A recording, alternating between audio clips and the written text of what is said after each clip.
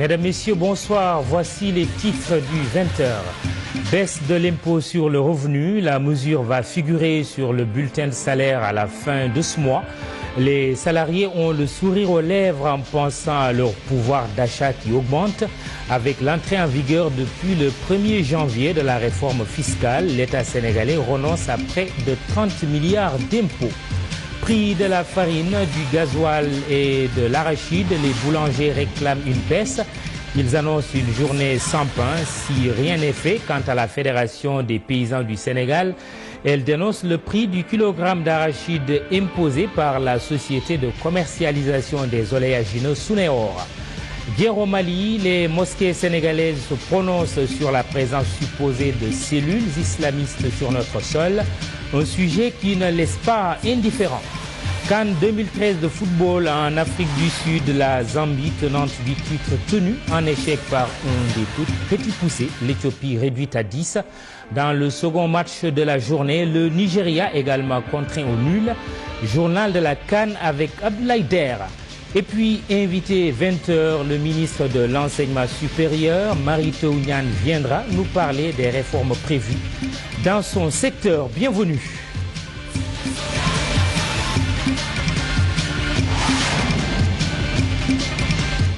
Baisse de l'impôt sur les revenus au Sénégal. Les salariés ont hâte de voir la couleur de l'argent. Ce sera fait à la fin de ce mois de janvier. En procédant à cette baisse, l'État du Sénégal renonce à près de 30 milliards de recettes avec comme répercussion positive l'amélioration du pouvoir d'achat des travailleurs. La mesure s'inscrit dans le cadre du nouveau Code général des impôts entré en vigueur depuis le 1er janvier dernier. Sujet Adi Atala Atanarba. Depuis l'annonce de la baisse de l'impôt sur le revenu et les charges des sociétés, à partir du mois de janvier, les salariés s'impatientent de voir leur bulletin de paie. Normal selon certains, ce sont les bas salaires qui vont en profiter le plus. C'est une très grande partie des personnes imposables, les salariés, et c'est tous les salariés normalement. Maintenant, les bas revenus seront plus touchés parce que c'est eux qui vont surtout profiter de cette baisse d'imposition. Donc il y aura un accroissement, une augmentation du pouvoir d'achat des bas revenus. Nous avons hâte déjà de voir l'impact sur nos bulletins de salaire et pensons que l'impact sera positif sur le pouvoir d'achat de tous les travailleurs sénégalais et sur le panier de la ménagère. La baisse des impôts va également se répercuter sur le fonctionnement des entreprises. Elle permet de développer la responsabilité sociale de l'entreprise, outre l'amélioration de la consommation et de l'épargne. Le taux nominal a augmenté, on était à 25%, on sera à 30%, mais il faut lire ça de façon globale. La base d'imposition aussi a été réaménagée. Il y a beaucoup de charges qui n'étaient pas admises en déduction, qui ont été admises avec ce nouveau Code général des impôts.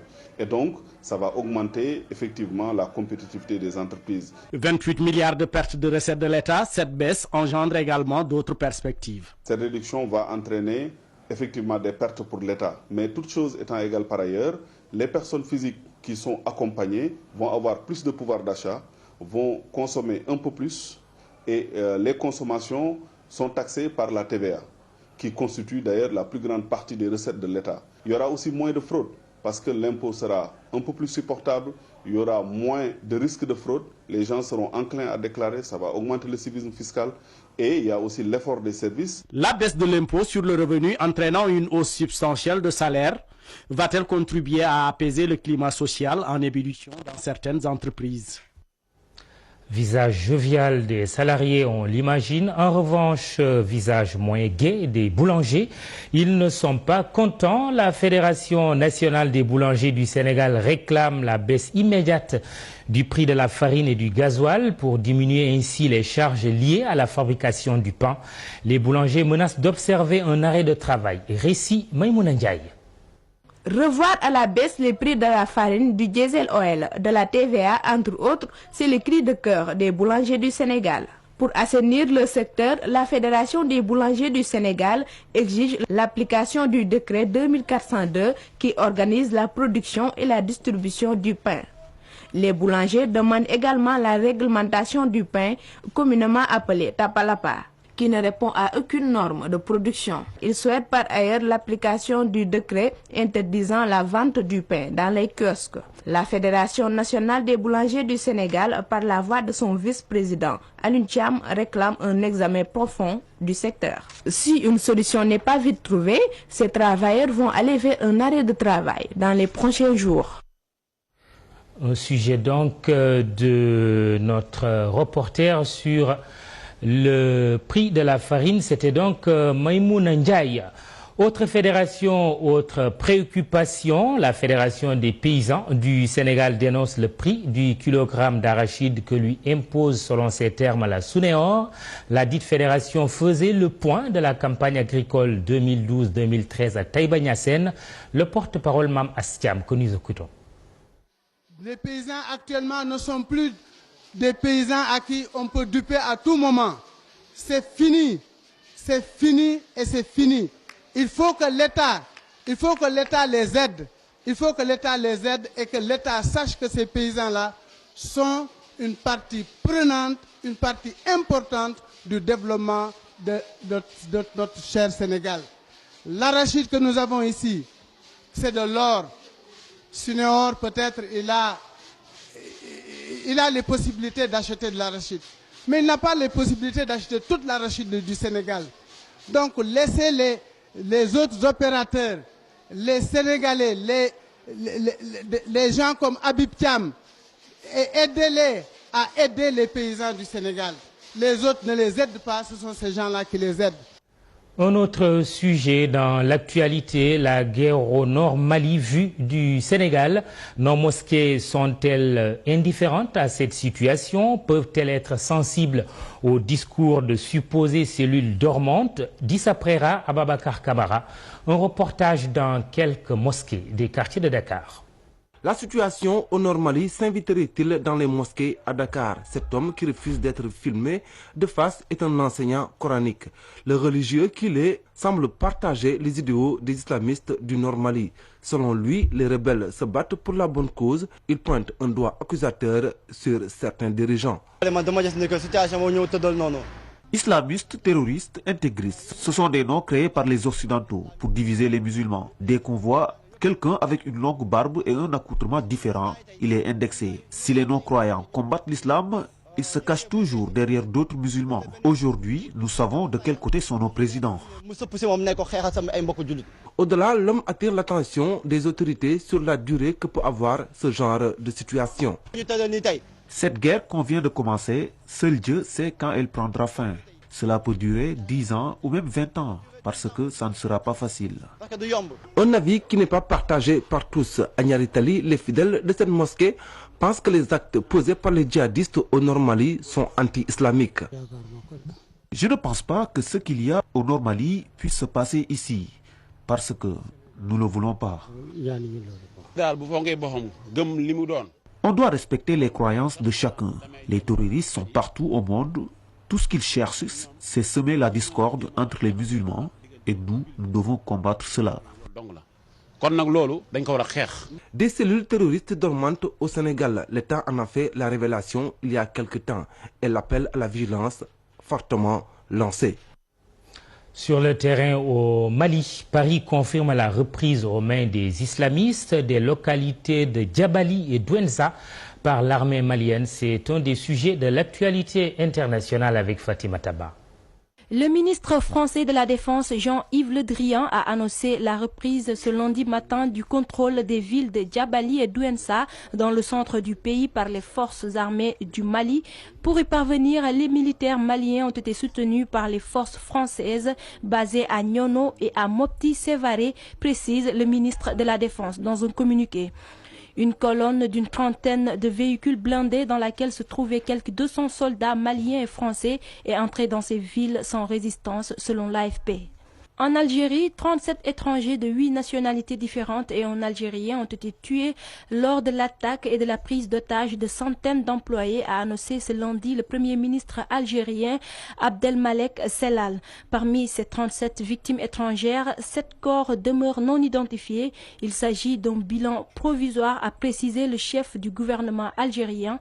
5 étrangers sont par ailleurs toujours porté disparu après l'attaque. Abdelmalek Sellal n'a pas donné de précision quant à la nationalité des victimes. Parmi les étrangers dont la mort a été confirmée par leur pays figurent un Français, un Américain, 2 Roumains, 3 Britanniques, 6 Philippins et 7 Japonais. Du côté des preneurs d'otages, 29 d'entre eux ont été tués et 3 arrêtés selon le Premier ministre. Les assaillants qui ont attaqué le gazier en Algérie sont venus du nord du Mali, a ajouté Abdelmalek Sellal. Barack Obama a prêté serment ce lundi pour un second mandat de 4 ans à la tête des États-Unis face à une foule de plusieurs centaines de milliers de personnes rassemblées au centre Washington. Lors de cette cérémonie, Obama a appelé à l'action sur plusieurs dossiers comme la réforme de l'immigration, les droits des homosexuels et la lutte contre la violence due aux armes. Barack Obama a également promis de soutenir la démocratie de l'Asie à l'Afrique et des Amériques au Moyen-Orient. Nous revenons au Sénégal. Youssou Ndour pour l'assainissement de l'environnement touristique sénégalais. Le ministre du Tourisme et des Loisirs entend ainsi booster les infrastructures hôtelières. Youssou Ndour s'est rendu dans la station balnéaire de Saly Portudal à Mbour, une opportunité saisie par les acteurs touristiques locaux pour exposer leurs doléances. Envoyés spéciaux Mame Fatou Fati et Youssou Baro. La station balnéaire de Saly, un poumon essentiel du tourisme sénégalais, un endroit très prisé par les touristes, mais depuis presque 3 ans, les hôteliers peinent à retrouver le flux des années passées. On a un problème de remplissage, on a le problème de la salubrité, et qui est dû à une non-harmonisation des ramassages des poubelles entre la SAPCO et la commune. On a un problème de l'érosion côtière, on a un problème de la sécurité aussi. Actuellement, on n'a pratiquement pas de saison. C'est très difficile de nos côtés. On ne peut plus soigner les debout. Artisans et hôteliers espèrent qu'avec l'arrivée du ministre, le tourisme peut être relancé. Ouais, je pense que Youssou Ndour peut vraiment nous aider, être un ambassadeur puisqu'il connaît bien aussi l'Europe. Il porte la connexion avec l'Europe et d'autres pays du monde. Donc on a vraiment confiance en lui. Ouais. Pour sa part, le ministre du Tourisme et des Loisirs, conscient des difficultés, promet des solutions. Nous commençons cette année avec notre propre budget, avec une vision beaucoup plus claire et donc je crois qu'on maîtrise beaucoup plus les questions qui ont été diagnostiquées par nos démembrements, nos services et nous allons vers des solutions. En tout cas, c'est notre souhait. Pour aider ces professionnels à mieux travailler, le ministre du Tourisme Youssou Ndour annonce une campagne de sensibilisation et éventuellement des sanctions contre toute escroquerie à l'endroit des touristes. Nous allons nous parler entre nous, Sénégalais. Je crois qu'il y a des choses aujourd'hui autour de la sensibilisation, on peut les réussir. Et au sortir de ça, si les choses sont appliquées, c'est bien. Sinon, on va vers des lois qui vont interdire certains comportements vis-à-vis des étrangers. Nous sommes quand même le pays de la Teranga. Tous les 3 mois, le ministre du Tourisme et des Loisirs entame des visites pour faire le point et s'imprégner des problèmes de la station. Par ailleurs, le ministre a eu à visiter le site de Moyenne et de la Pointe-Sarène, des zones qui vont être aménagées d'ici peu de temps. Toujours à la une de l'actualité politique au Sénégal, le débat sur l'enrichissement illicite, la levée de l'immunité parlementaire de députés de l'opposition. Des sujets abordés au cours d'une conférence de presse du mouvement dénommé Agir pour le Sénégal. Son leader Khoureyssi Thiam, ancien ministre du président Wade, se dit prêt à travailler avec l'actuel locataire du palais, le président Macky Sall. Compte rendu Ibou Diouf avec Atanarba. La vraie sortie officielle de Khoureyssi Thiam depuis la chute du régime du président Abdoulaye Wade, une occasion saisie par l'ancien ministre pour revenir sur plusieurs questions d'actualité, d'abord sur les biens mal acquis. Il faut aider cette justice à rapatrier ces biens mal acquis. C'est tout ce que je peux ajouter. Et c'est tout à fait normal.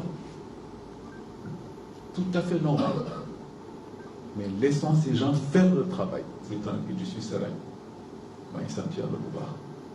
Autre point où était attendu l'ancien ministre, la question des licences de pêche. Aucun rapport avec notre patrimoine halieutique pour la pêche artisanale. C'est un stock qui passe. C'est un don de Dieu. Qu'on le pêche, qu'on ne le pêche pas, l'année suivante, le stock repasse. En 2012, il y a eu 29 bateaux. Ils ont pêché 125 000 tonnes. Ça a rapporté au trésor public 1,5 milliard de francs. Je signale seulement, en passant, que de 1960 à 2010, 2011, 2012, ça n'a jamais été fait. n'a jamais versé un centime au trésor pour cette pêche-là. La position de Dakar dans la gestion de la crise malienne est également évoquée par Khoureyssi Thiam. Je saisis également l'occasion pour lancer un appel à tous nos compatriotes musulmans, chrétiens, animistes, pour que nous puissions organiser une union sacrée autour du chef de l'État, qui est le chef des forces armées, afin qu'il puisse mener en toute quiétude cette opération avec nos voisins du Mali. Le mouvement Agir pour le Sénégal, dirigé par Khoureyssi Thiam, attend l'aval de l'APR pour travailler pour le parti de Macky Sall, une union qui tarde à se faire du fait de la réticence de certains cadres du parti. Si cela perdure, les locales de 2014 devront constituer un vrai test grandeur nature pour Khoureyssi Thiam et son mouvement. Abdoulatif Coulibaly, lui, adhère déjà à l'Alliance pour la République. Le célèbre journaliste devenu ministre de la promotion de la bonne gouvernance a officialisé son adhésion à l'APR lors d'un meeting ce week-end dans sa ville natale de Sokone. Chérif Dia et Pape Fall étaient sur place. C'est officiel, depuis ce samedi, Abdoulatif Coulibaly est désormais militant de l'Alliance pour la République, un parti dirigé par le président Macky Sall. Je voudrais simplement confirmer mon adhésion à l'Alliance pour la République du président Macky Sall. C'est à la fois un cheminement cohérent et logique pour ma part. J'ai été pendant 7 mois, 8 mois, un collaborateur proche du président Macky Sall avant qu'il ne me désigne ministre de la République porte-parole. Cette double confiance pour moi est une marque particulière qui m'honore. Et c'est la raison pour laquelle j'ai décidé, au regard de mes convictions personnelles et de ce que je considère comme étant le prolongement de mon action politique, logique, que je me retrouve au Sénégal. Le ministre en charge de la promotion de la bonne gouvernance et porte-parole du gouvernement a choisi Sokone, sa ville natale, pour organiser le meeting de ralliement. L'ancien journaliste d'investigation a été accueilli à bras ouverts par les responsables locaux de l'APR. Je suis un militant simple qui veut être un militant disponible, un militant discipliné, militant ferme sur ses convictions et sur ses options. Farouche opposant du régime de Abdoulaye Wade avec ses publications, Abdoulatif Coulibaly avait à la veille de l'élection présidentielle annoncé sa candidature sous la bannière de Benno Alternative 2012, avant d'y renoncer pour soutenir Moustapha Niasse de la coalition Benno Siggil Sénégal. Nous recevons maintenant notre invité. Bonsoir, Monsieur le ministre. Bonsoir. Monsieur le ministre, après avoir fait l'état des lieux du secteur dont vous êtes en charge, comment se porte l'enseignement supérieur au Sénégal? Vous êtes le ministre de l'enseignement supérieur, justement. J'ai pris un enseignement supérieur en crise. La crise n'est pas complètement résolue. Le président de la République a pris l'initiative des concertations nationales pour l'avenir de l'enseignement supérieur. Ces concertations ont démarré la semaine dernière avec le démarrage des travaux du comité de pilotage que dirige le professeur Souleymane Bachir Diagne. Depuis que nous avons pris fonction, un certain nombre d'initiatives ont été entreprises. J'ai rencontré le syndicat autonome de l'enseignement supérieur, le Sud-Est. Nous avons évalué les points d'accord et les points de désaccord et le gouvernement est en train d'harmoniser sa position pour discuter avec ces syndicats. Je vais rencontrer aussi le syndicat du personnel administratif, technique et de services. En ce qui concerne l'amélioration des conditions d'études et de travail, nous sommes déjà à 4 contrats de performance qui ont été signés. Les projets d'amélioration des infrastructures sont lancés puisque les cabinets ont été choisis et les études vont être bouclées. Dans cette logique, Ziguinchor va avoir 3 milliards pour les constructions, Saint-Louis, Thiès, la même chose, Bambey, 2 milliards, et pour réhabiliter les amphithéâtres et les locaux à l'UCAD, 2 milliards. Pour élargir l'accès, déjà 2 universités ont été créées. La deuxième université de Dakar, avec un financement de la Banque mondiale, et l'université de Sine Saloum de Kaolack, qui est une université orientée vers l'agriculture et les métiers connexes, mais qui aura 4 points d'ancrage, Kaolack, Fatick, Kaffrine et Diourbel. L'Institut supérieur d'enseignement professionnel de Thiès a démarré cette année avec une cohorte de 300 étudiants et à terme, à l'achèvement des constructions, ce sera 3500 étudiants pour des formations courtes, professionnelles. Et nous avons mis en place le comité de pilotage pour l'université virtuelle sénégalaise qui doit démarrer le 31 décembre prochain. C'est vous dire donc que le décor est campé pour que cette carte universitaire puisse s'élargir et que l'université Cheikh Anta Diop, dans les 5 années à venir, puisse voir ses effectifs diminuer et revenir à une taille normale pour redevenir cette université que nous voulons tous. Justement, vous avez anticipé notre question, c'était de vous provoquer un peu, faut-il fermer ou brûler l'université au vu des nombreux problèmes sureffectifs dans les amphithéâtres, manque de professeurs, grève cyclique, tout cela, votre réaction c'est de dire il est possible de corriger, de faire de notre université une université d'excellence. Il est possible et il nous faut un consensus national. Et c'est d'ailleurs la raison pour laquelle le président a convoqué cette concertation, qui est la concertation de la société sénégalaise, pour dire quelle université nous voulons demain. L'université sénégalaise, ce n'est pas simplement l'université des enseignants, des étudiants, des personnels administratifs, techniques et de services. C'est notre envie de former nos jeunes dans les métiers, dans les connaissances nouvelles et pour participer à l'évolution à la fois de notre pays et du monde. C'est aussi notre contribution pour asseoir le socle de connaissances et de ressources humaines indispensables au développement.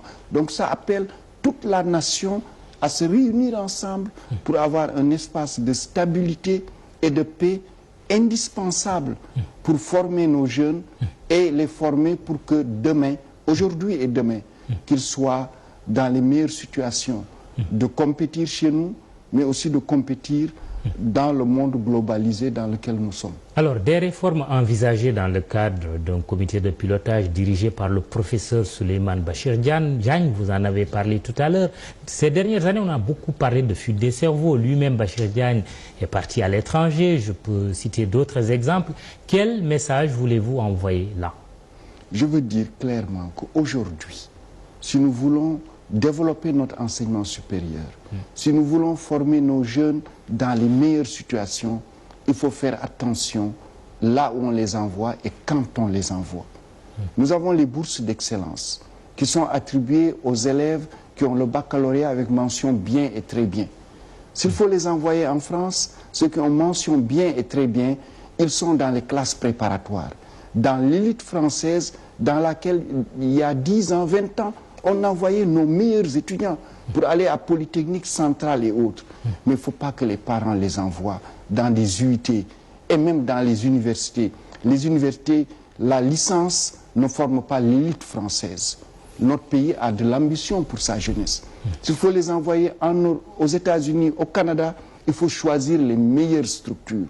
Sinon, il faut les laisser dans nos licences, dans nos écoles, qu'elles soient publiques ou privées, ou dans le premier cycle, beaucoup de nos universités ont de meilleures conditions que les universités, par exemple, françaises au niveau du premier cycle. Donc j'invite les parents à faire attention, parce que je reçois beaucoup de parents qui sont au bord des crises de nerfs, qui ont des enfants, qui sont dans des situations très difficiles dans les pays où ils sont et parfois même qui abandonnent.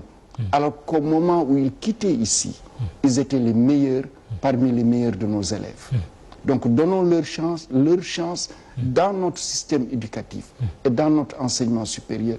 Et l'effort que fait aujourd'hui le gouvernement, c'est de rendre le Sénégal attrayant et de faire en sorte que nous soyons la plateforme de formation par excellence en Afrique au sud du Sahara. Oui, Souleymane Bachir Diagne, qui revient pour prendre en main un comité de pilotage chargé des réformes.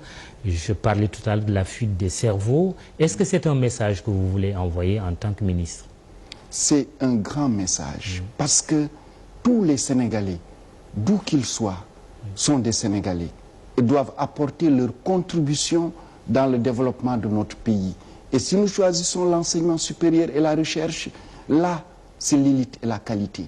Il faut choisir les meilleurs parmi nous pour donner les meilleures des idées pour que nous puissions progresser.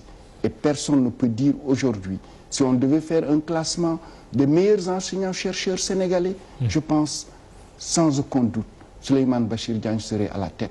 Donc son choix est un symbole de quelqu'un qui a formé pendant plus de 20 ans au Sénégal beaucoup d'enseignants qui sont en poste à Dakar ou en Afrique, qui ensuite a choisi d'aller à l'extérieur et qui forment et qui représentent le Sénégal dans ce qu'il y a de mieux au niveau des idées, des connaissances et des découvertes, de lui dire revenez, apportez votre contribution avec d'autres Sénégalais, de d'autres secteurs, que ce soit de l'enseignement supérieur, de la recherche, du monde de l'entreprise, des élus, que ce soit des députés, de l'enseignement supérieur privé, de la société civile et de la jeunesse, pour réfléchir à l'enseignement supérieur dont nous avons besoin, qui est l'enseignement supérieur qui va contribuer à l'émergence économique du Sénégal, et comme le veut le président de la République, M. Macky Sall, un enseignement supérieur qui soit le catalyseur de ce développement économique que nous voulons et qui porte les pôles de développement régionaux dans leur émergence. Vous êtes aujourd'hui ministre de l'Enseignement supérieur, auparavant recteur de l'Université Gaston Berger de Saint-Louis, une université d'excellence, en tout cas au tout début de sa naissance dans les années 90. C'était ça que les autorités portaient comme message. Dans quelle mesure cette université que vous avez eu à diriger vous inspire aujourd'hui en tant que ministre? Je crois que c'est ce chemin, ce choix, qui est de dire que c'est possible. Parce que vous le savez, 2007-2012, cette université était professionnalisante, mais avec beaucoup de filières qui étaient plus entre le professionnel et le général.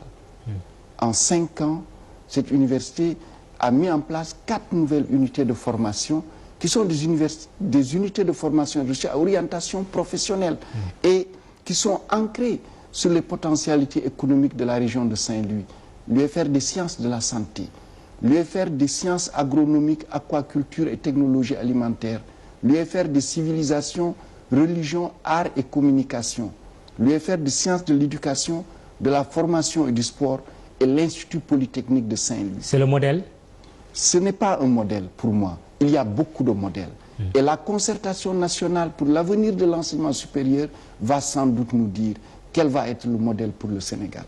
Mary Teuw Niane, merci. Vous êtes ministre de l'Enseignement supérieur. Merci d'être venu sur le plateau du 20h de TFM. Demain, 20h, Khalifa Diakhaté. Ne partez surtout pas, restez.